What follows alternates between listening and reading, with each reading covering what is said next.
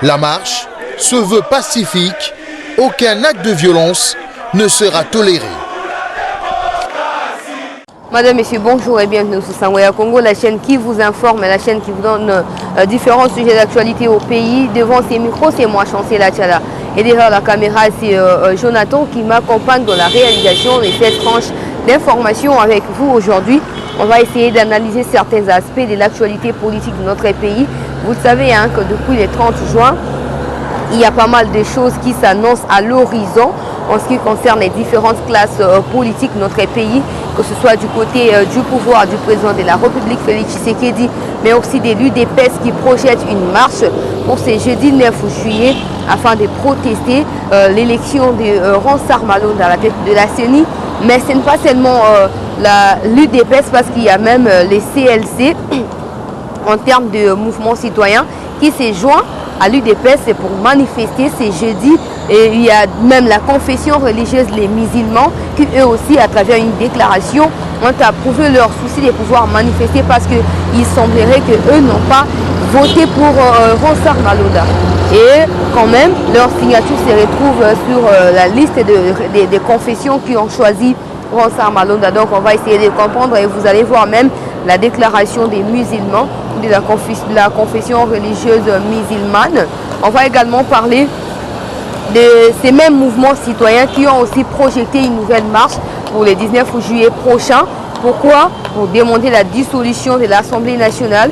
Mais je me pose moi la question et on va essayer d'analyser avec vous si on va dissoudre l'Assemblée, à quelle occasion, parce que la Constitution annonce une crise au fait. La Constitution parle d'une crise au cas où le président de la République constate qu'il y a une crise au sein de l'Assemblée nationale, comme ça il peut user de son pouvoir pour pouvoir dissoudre l'Assemblée nationale. On va finir par les voyages brusques, en suspense d'ailleurs pour plusieurs, du président de la République qui séjourne actuellement au niveau de Bruxelles à Belgique pour des coopérations avec les pays membres de l'Union européenne, avec certains ambassadeurs européens, mais aussi le roi belge qui, lors de notre commémoration de son indépendance, a pu manifester sans regret en ce qui concerne la période coloniale de Belge ici au Congo.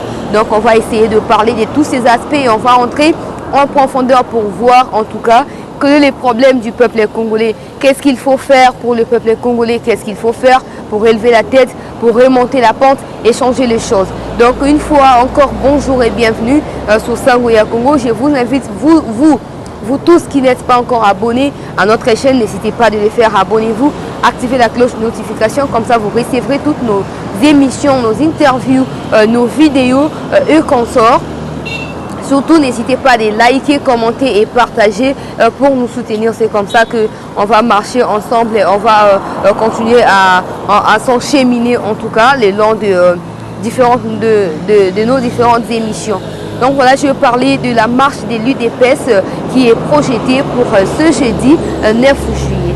À encouragement Kabunda, la marche va débuter au niveau du siège du parti à l'UDPS et poursuit l'Assemblée nationale. Question pour l'UDPS de pouvoir déposer un mémo au sein de l'Assemblée nationale pour protester contre cette élection qui a d'ailleurs déjà eu lieu. En tout cas, 6 confessions sur 8 qui ont été représentées au niveau du processus de cette élection ont voté pour M. Ronsard Malonda.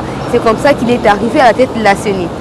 Dans les communiqués de Jean-Marc Kabound que j'ai pu lire personnellement, il est en train de déplorer l'aspect dont M. Ronsard a fait partie du bureau de la CENI en 2006, en 2011, mais aussi en 2018. Malgré tout ça, on n'a pas eu de bonnes élections au pays. Selon lui, ça c'est les faits qu'il est en train de raconter dans son communiqué. Donc pour eux, en tout cas jusque-là, je n'ai pas vu dans les communiqués la personne qui a proposé l'UDPS.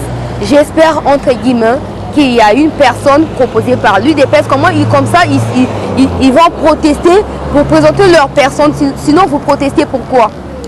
Ne tombez pas dans les pièges des gens qui veulent à tout prix protester, qui sont là en train d'organiser des choses dans leur façon. Pourquoi? Parce que voilà, l'élection n'a pas abouti tel qu'ils s'attendaient.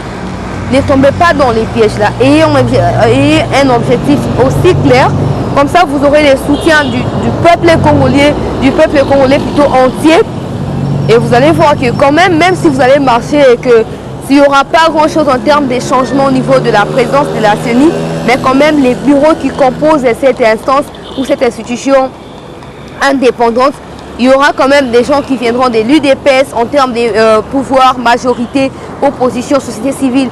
Sinon, vous allez protester. Pourquoi? Parce que vous ne proposez pas une solution.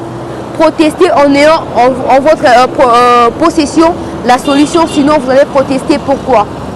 C'est comme ça que vous allez voir qu'il y a pas mal de personnes qui s'élèvent pour dire voilà, l'UDPS il ne faut pas marcher, l'UDPS il ne faut pas marcher. Moi j'aime te poser la question, pourquoi le cardinal Ambongo qui dans son discours est entré farouchement de condamner les nouveaux présidents, disant que les élections en 2018 ont été des élections frauduleuses et que les autorités qui sont en place ne le méritent pas non plus, et que le CLC qui est dans l'église catholique viennent soutenir l'UDPS. C'est là que je ne comprends pas. Soit vous voulez être en même temps aussi au pouvoir et dans l'opposition alors que vous êtes église au milieu du village. Votre rôle est celui de rassembler et de chercher autour d'un consensus à trouver des solutions à différents problèmes qui se posent ici au pays. Donc jusque-là, moi je ne comprends pas. Mais ouais, vous avez vu que le CLC a fait un communiqué pour dire qu'il va soutenir l'UDPS. Ben, c'est bien bon, on les verra parce que comme nous là, on a toujours été sur le terrain pour pouvoir vous donner les détails de ce qui se passe. On sera là le jeudi, là c'est sûr. On sera là et on vous dira qu'est-ce qui va se passer.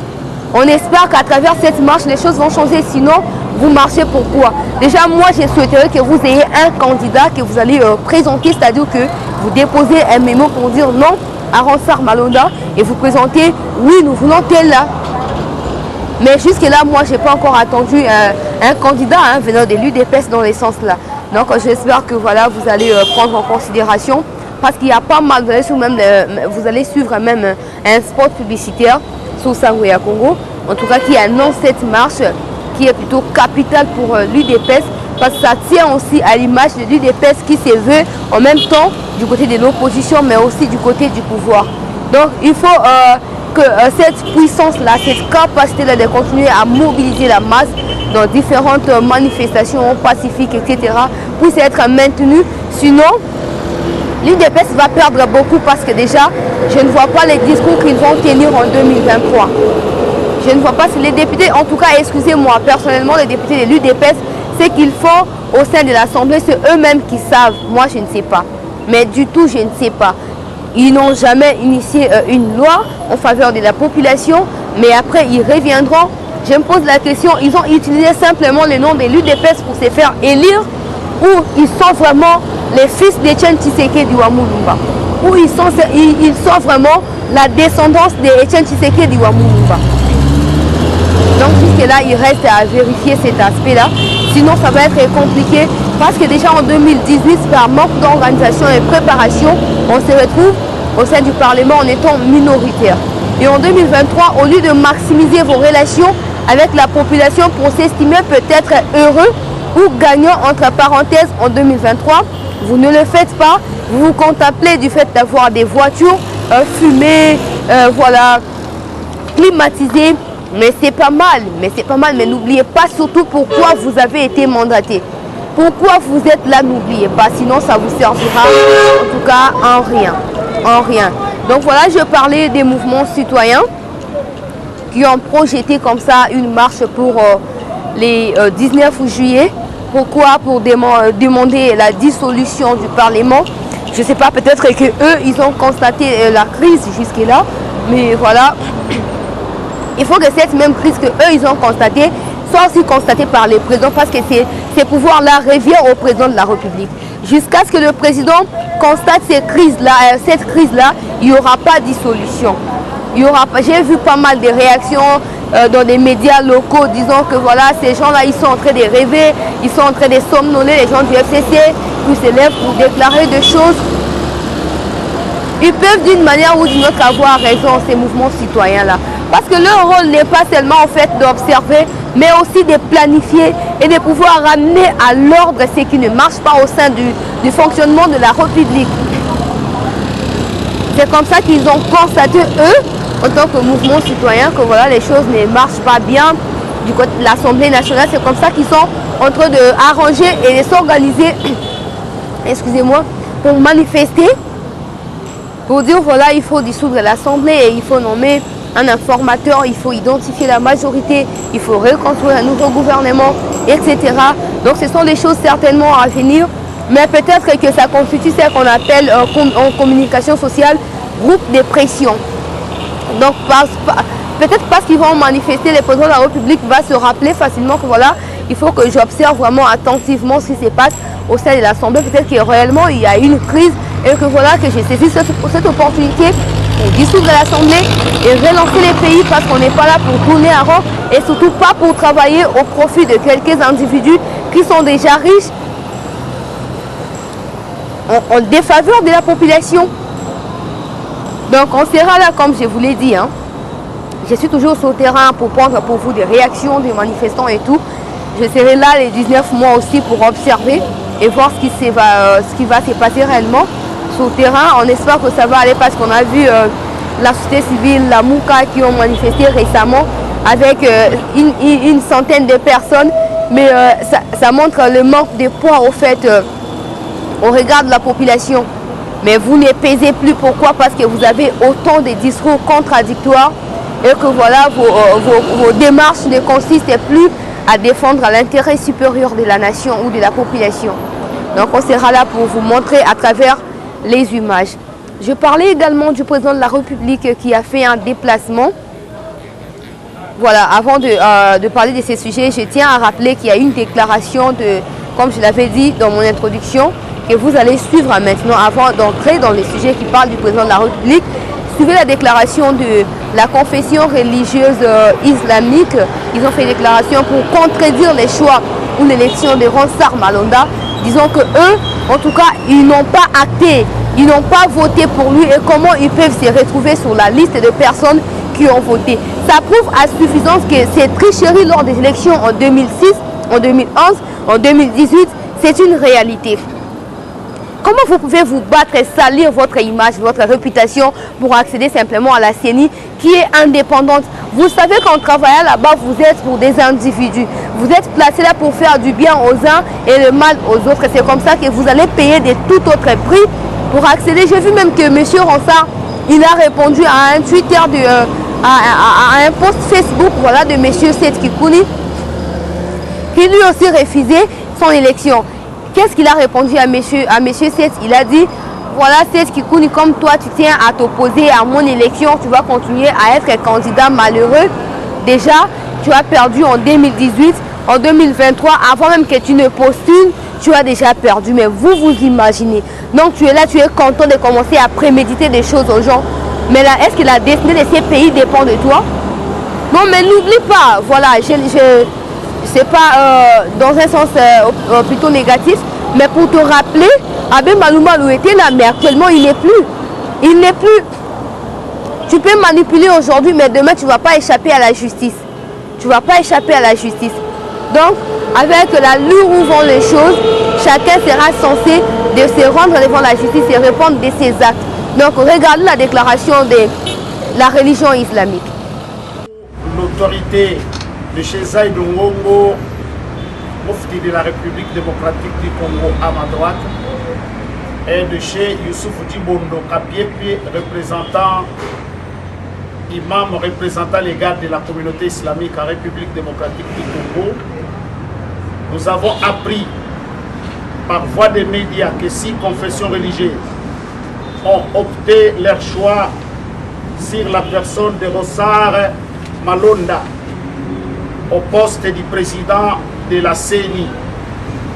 La communauté islamique en République démocratique du Congo que nous représentons ici informe l'opinion tant nationale qu'internationale qu'elle ne fait pas partie de ces 6 confessions religieuses.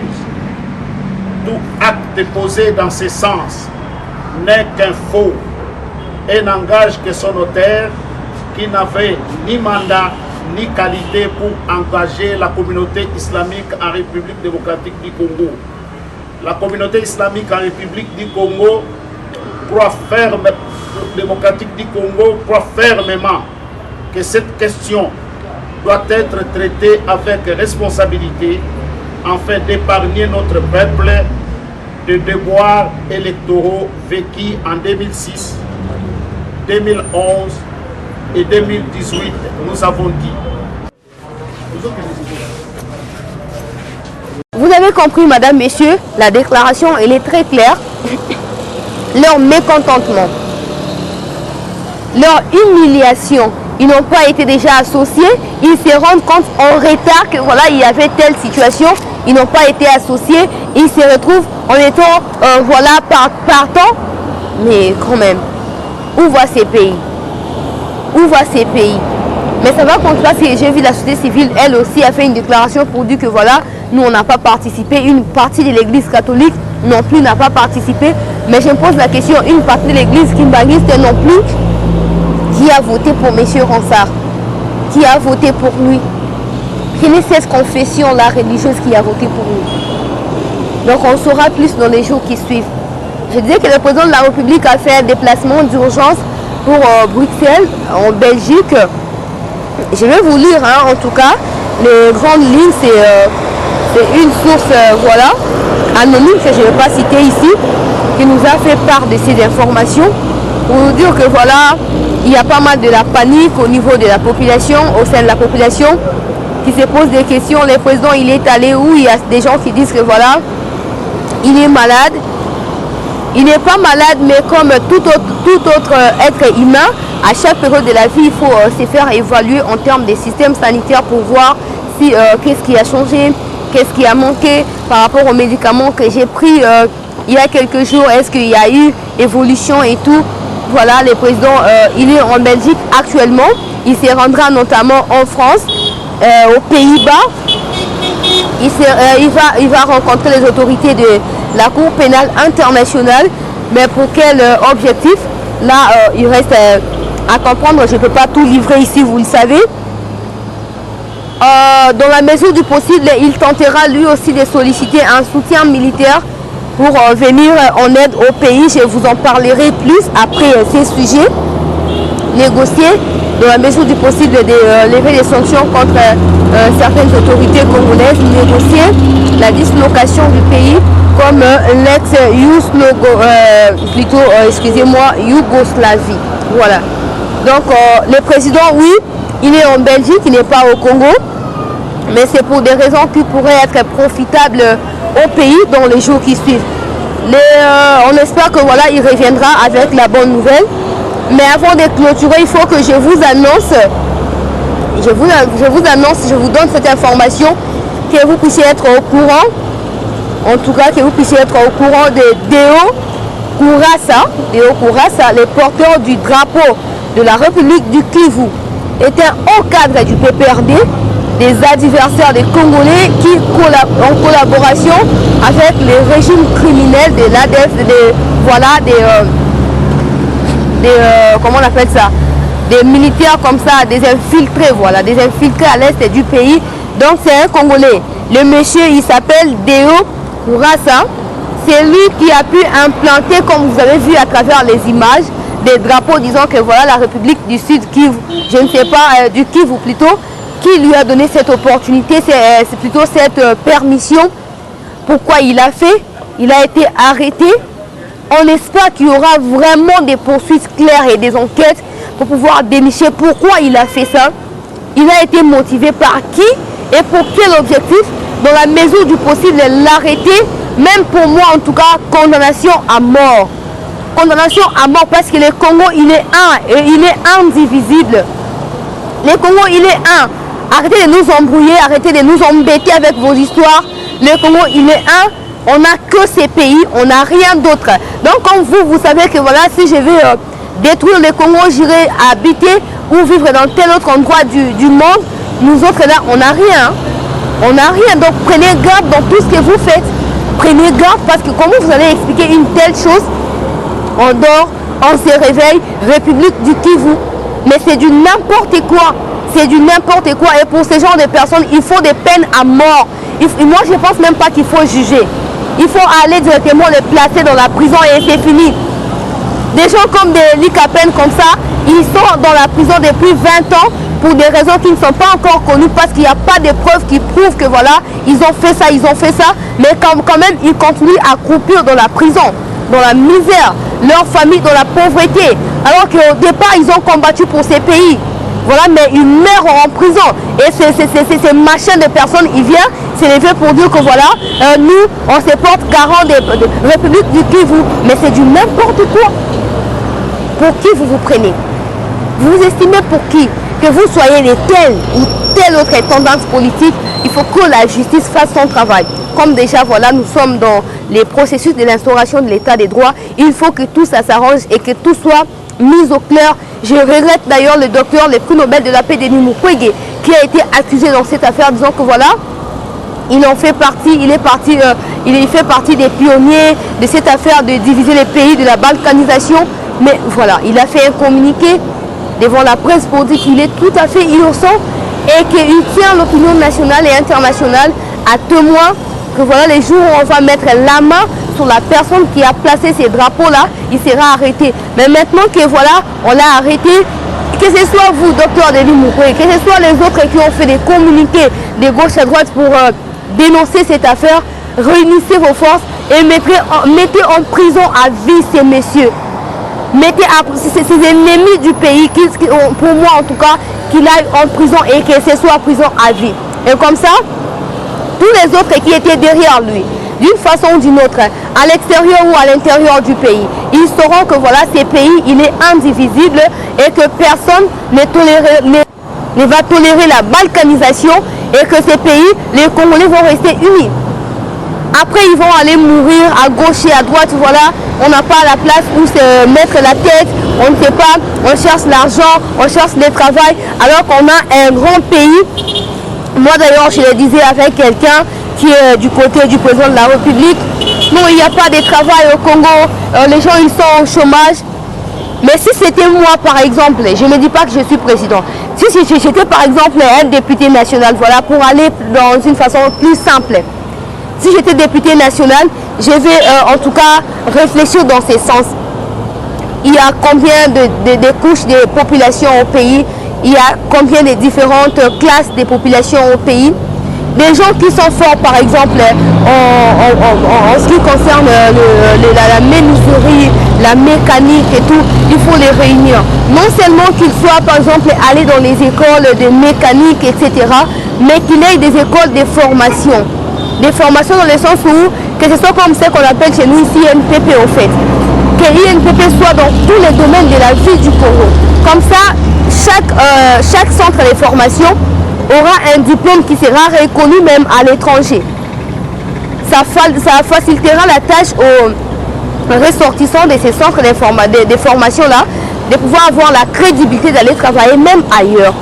Je donne l'exemple, voilà, il y a des agriculteurs et tout. Si on prend par exemple l'exemple, on s'est dit aujourd'hui que voilà, il ne faut plus importer des poulets frais, comme c'est le cas. Il y en a en tout cas. Pour les gens qui ont essayé de faire le tour du Congo, il y en a presque partout. On peut élever ces poulets-là partout au Congo, partout. Ça nécessite rien du tout, mais rien. Vous pouvez initier ça comme ça. En tout cas, c'est mon idée. Si j'étais député, vous qui êtes député qui ne faites rien, trichez au moins mon idée et allez-y, on fait vos lois ou vos motions au sein du Parlement, tout ce que vous voulez, pourvu que ça soit profitable à la population. Comme ça, vous allez identifier chaque coin de la population. Ces coins, par exemple, le Nord Kivu, il est fort en quoi? L'Équateur est fort en quoi? Les Katanga est fort en quoi? Les Kasaï, les Bas-Congo et les Bandundu est fort en quoi? Je crois bien qu'on va ressortir dans différentes provinces en termes de grand espace, c'est-à-dire Grand Katanga, Grand Équateur, Grand Kasaï, etc. On va ressortir les maïs, on va ressortir du foufou. On va ressortir des poulets, on va ressortir des vaches, on va ressortir tout ce qu'on mange au quotidien mais qui est plutôt importé. On va les ressortir dans ces mêmes pays. C'est incroyable. Moi je me dis, hein, c'est simple. Moi je me dis, c'est vraiment simple. Vous voyez. Donc vous allez réunir, c'est-à-dire que vous initiez à travers des conférences, vous convoquez par exemple autant de personnes en termes de représentativité pour chacune des provinces. Il y a une réunion par exemple nationale qui concerne l'agriculture, ou l'agro-business, vous faites partie, vous mettez ensemble ces parties prenantes-là et vous allez partager, recevoir leurs contributions et ils vont constituer ce qu'on appelle comité, c'est-à-dire intermédiaire entre vous, autorité, et la population. Ils vont vous aider à voir les informations, les préoccupations, les multiples préoccupations de la population. Ils amènent ça et vous allez le mettre en exergue, c'est-à-dire ajouter des moyens propices pour aider à l'effectivité de ces projets-là. Ce n'est pas grand-chose. En l'espace de 1 an pour moi, en tout cas. Pour moi, en l'espace de 1 an, on peut éviter d'importer pour 1 an le temps de maximiser nos ressources intérieures, élevage, pêche, agriculture. Mais ensuite, il y a des personnes qui ont des vivres frais en train de vendre ici, puissent vider leur stock et comme ça, ça permettra qu'ils puissent répartir. Il y a certains pays d'Afrique comme des Tunisie, comme des Maroc, qui n'importent jamais, mais qui se nourrissent que de leur propre nourriture. Mais ce n'est pas étrange, ce n'est pas extraordinaire, c'est faisable, c'est juste une question de volonté, organisation et détermination. On a tout ce qu'il faut. On a tout ce qu'il faut pour changer ces pays. On a tout ce qu'il faut pour arriver au point de l'autosuffisance alimentaire. On a tout ce qu'il faut pour arriver au point où le Congolais ne va plus se plaindre pour trouver à manger. Et c'est comme ça que le taux de criminalité va diminuer, le Koulouna ici à Kinshasa va diminuer. Et que chacun se sentira responsable là où il est. Parce que quand vous formez par exemple les gens, en ce qui concerne l'agriculture, en ce qui concerne les cuisines, la menuiserie, chacun sera occupé là où il est en train de travailler. Donc il n'aura plus la tête en train de chercher, je vais voler quoi, je vais tuer qui pour avoir quoi, non. Chacun deviendra simplement et naturellement responsable pourvu qu'il cherche de quoi à manger à travers son travail. Mais c'est ce qui n'est pas fait. On vous appelle député, on vous appelle honorable. Pourquoi vous ne prenez pas ces genres d'initiatives en faveur de vos populations? Vous êtes là, je crois que vous êtes un échantillon de différentes couches de la population, de partout dans le monde, mais sur toute l'étendue du pays en fait. Il y a des gens qui viennent de l'Équateur, du sud du Bangui, du nord du Bangui. Vous êtes là au Parlement. Mais qu'est-ce que vous faites? À part le fait d'avoir des maisons à Kinshasa, des voitures, personne ne vous en prive. Mais quand même, tenez à vos objectifs. Pourquoi vous avez été là? Je sais même qu'il y a des gens qui ne savent pas parce qu'il n'avait pas l'argent. Quand même, il était connu, mais il voulait se faire encore de l'argent. Ou il voulait devenir riche et il ne sait pas comment travailler dans l'agriculture pour devenir riche. Il se lance en politique. On ne va pas en politique pour devenir riche. On ne va pas en politique pour devenir riche. Kanye West, par exemple, c'est déjà un milliardaire. Un multi déjà parce qu'il a dans le plus de 3 milliards. Il annonce sa candidature à la présidentielle des États-Unis. Donald Trump qui est à la tête des États-Unis, c'est un milliardaire. Il n'a pas besoin d'aller en politique pour tricher. Il a dit qu'il ne touche jamais à son salaire. Tout ce qui lui revient, il met ça pour améliorer encore les conditions de vie des Américains. Je ne dis pas que je suis en train de contempler les Américains, non. Mais ce sont des exemples positifs à prendre et à mettre en application. Ce n'est pas si grave que ça. C'est juste une question de volonté, détermination.